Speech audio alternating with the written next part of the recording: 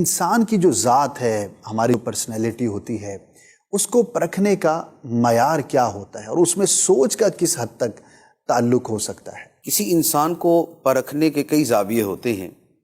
اگر دنیاوی اعتبار سے دیکھیں تو پیسہ بھی ایک بہت بڑا فیکٹر ہے کسی کو بھی جانچنے کے لیے۔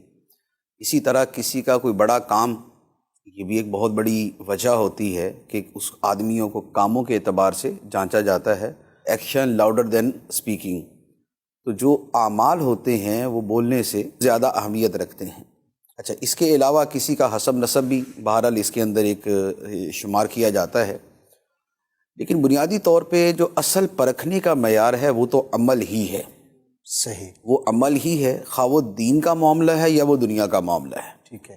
دین کے معاملے کے اندر جیسے قرآن مجید کے اندر بھی فرمایا نا وَجَعَلْنَاكُمْ شُعُوبًا وَقَبَائِلَ لِتَعَارَفُوا، کہ ہم نے تمہارے جو کنبے قبیلے بنائے ہیں، یہ سارے جو ہے یہ ایک پہچان کے لیے ہے کہ بھی اس کا تعلق فلاں سے ہے، اس کا تعلق فلاں سے ہے۔ صحیح، لیکن جو اللہ کی بارگاہ میں قدر کا معیار ہے، جی، جو مرتبے کا معیار ہے، وہ کیا ہے؟ تو فرمایا اِنَّ أَكْرَمَكُمْ عِندَ اللَّهِ أَتْقَاكُمْ، بے شک تمہارے نزدیک جو سب سے زیادہ عزت والا ہے وہ ہے جو تم میں زیادہ متقی ہے، یعنی جو کریکٹر ہے بیسیکلی دار و مدار اس کے اوپر ہے۔ جی، اور یہی معاملہ دنیا کے اعتبار سے بھی ہے کہ دنیاوی اعتبار سے بھی جو پرکھا جاتا ہے تو اس میں اگرچہ دیگر معیارات اپنی جگہ، لیکن جو صاحبان عقل ہیں، جو صاحبان شعور ہیں، وہ کسی شخص کو پرکھتے ہیں اس کے کردار کی وجہ سے۔ صحیح، جیسا اس کا کردار ہوگا ویسا ہی اس کو مقام و مرتبہ دیا جائے گا۔ بے شک، پیسوں کے ذریعے جو ناپنا تولنا ہوتا ہے، یہ یوں کہہ لیں کہ جو چھوٹی سوچ والے لوگ ہوتے ہیں یہ ان کا طریقہ ہے، اچھا، ورنہ اصل عمل سے اور اصل کردار سے جانچا جاتا ہے۔ صحیح، اب یہ جو دونوں چیزیں ہیں، اس کے ساتھ سوچ کا کیا تعلق ہے؟ جی، تو وہ یہ ہے کہ عمل دنیا کا ہے یا دین کا ہے۔ بنیادی طور پر جو اس کا بیج ہے وہ سوچ ہی سے شروع ہوتا ہے۔ بے شک، ایک آدمی اگر تقویٰ کی طرف آتا ہے تو اس کے پیچھے بھی تفکر ہوتا ہے، صحیح، اس کی سوچ ہوتی ہے جو آخرت سے متعلق ہوتی ہے، جو اسے تقویٰ کی طرف لے کے آتی۔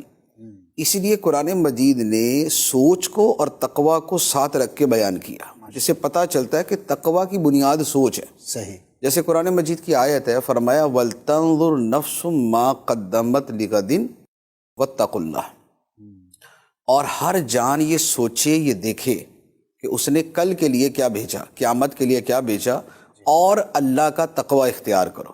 صحیح، اب آپ دیکھیں کہ دو چیزوں کو جو ساتھ رکھ کے بیان کیا، اس کے پیچھے ایک حکمت یہ بھی ہے کہ اس تقوی کے پیچھے یہ جو نظر ہے، یہ جو فکر ہے، یہ فکر اس تقوی کی بنیاد بنتی ہے۔ صحیح، یہی معاملہ دنیاوی کاموں کے اعتبار سے ہے۔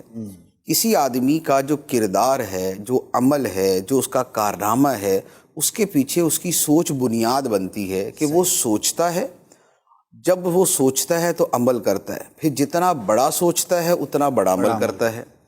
اب آپ سوچ کے اگر دیکھیں گے، اگر آپ بانی پاکستان قائد اعظم محمد علی جناح کی سوچ دیکھیں گے تو اس کے مطابق آپ ان کا عمل اور نتیجہ بھی نظر آئے گا۔ بے شک، اگر آپ علامہ اقبال کی سوچ دیکھیں گے تو اس کے مطابق اس کا نتیجہ اور عمل بھی نظر آئے گا۔ بے شک، آپ دینی اعتبار سے اگر مثال کے طور پہ امیر اہل سنت کی سوچ دیکھیں گے تو آپ کو اس کے مطابق عمل بھی نظر آئے گا۔ بے شک، تو دعوت اسلامی کا اتنا بڑا ہونا یا ہمارے اس ملک کا وجود میں آنا، ان دونوں کے پیچھے دیکھیں تو بنیاد اس سوچ نے ہی رکھی کہ مجھے کچھ کرنا ہے، اور بڑا کرنا ہے۔ بڑا کرنا ہے، اور وہ بڑا یہ ہے۔